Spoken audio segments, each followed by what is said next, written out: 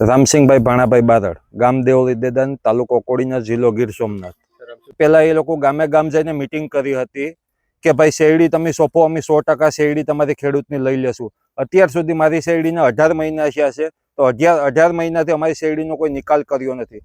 Sugar ફેક્ટરીમાં અમે ગયા હતા તો એ લોકો કહે છે હવે કે અમારી કોઈ પણ જવાબદારી નથી કે ફેક્ટરી અમારી શેરડી પૂરી કરી શકે કે અત્યારે sugar factory Indian potash limited, ટૂંકમાં IPL નામ તરીકે વર્તાય છે એ, ને એના HOD છે અત્યારે પનવર, જીતેન્દ્ર પનવર, ને MD છે યશ સોલંકી।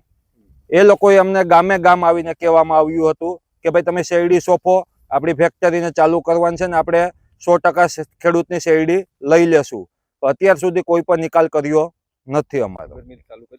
હા, ચાલુ કરી હતી, અહીંયા 3 મહિના મિલ હાકીને બંધ કરી દીધી। અત્યારે બંધ થઈ એની તારીખ છે 8/4/2026 ને આજની તારીખ સુધી, 1લી તારીખ સુધીમાં અહીંયા હજી સુધી અમારી શેરડીનો કોઈ નિકાલ કર્યો નથી। 23 દિવસથી બંધ છે। અત્યારે અંદાજે તમે 80 થી 90 ખેડૂતો છે ને શેરડી અંદાજે 2000 થી 2500 ટન ખેડૂતના ખેતરમાં શેરડી અત્યારે ઊભી છે।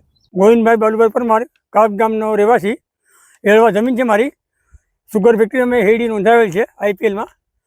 એમાં દ્વારા અટાણે મારી શેરડી અટાણે આખી સુકાઈ ગયેલ છે। તો હવે એના માટે અમે કન્વર સાહેબને ફોન કર્યો, 2 વાર મારે રૂબરૂ મેં ફોન કર્યો કે તમે ભલે અટાણે પડી શેરડી તો અમે લેવા માગતા નથી, ના પાડે। એ શું કારણ થઈ કે તમે નોંધાવેલ છે, અટાણે અમે લેવા માગતા નથી, ફેક્ટરી બંધ થઈ ગઈ એવું કહેવા માગે છે અમને। તો અટાણે PA ડોડિયાને મેં ફોન કર્યો કે લઈ લે છે પણ ક્યારે લે છે, પણ એની અમને વળતર આપી શકે। અટાણે શેરડી અમારી હા સુકાઈ ગયેલી છે। અટાણે એક ખેડૂત છે નુકસાન થયા, અટાણે સમજો 3 થાળ ગયા ખેડૂતના, 3 થાળ ગયા। અટાણે અમારે ટૂંકમાં તમે વળતર આપવા માંગીએ। કાદુભાઈ કેસરભાઈ જાદવ, ગામ જંત્રાખડી। IPL કંપનીએ ત્યાં અમને ગેરંટી આપી કે તમે ખેડૂત બધા શેરડી સોંપો, અમે દરેકે શેરડી અમે લઈ લેશું।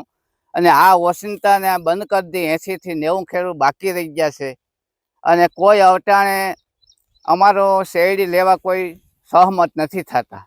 IPLમાં રજૂઆત કર્યા છતાં પણ સિલીપભાઈ અમારી શેરડીને બધી સર્વે કરી લીધું, બધી ડોક્યુમેન્ટ બધા પુગાડી દીધા, છતાં પણ એ લોકો પાછા જેમ જેમ વારપડા ખાલી થાય એમ અમારા નામ શેકતા જાય છે।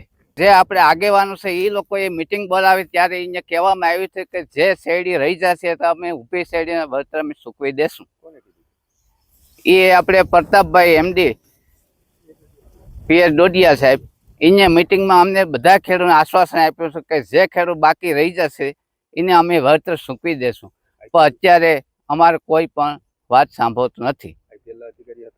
IPLના અધિકારી તો બધા હતા, બધા એવી મિટિંગમાં અમને કહ્યું હતું કે અમે તમારી જેટલી શેરડી રહી જાય એની ઊભી શેરડીને અમે પૈસા વળતર કરી દેશું।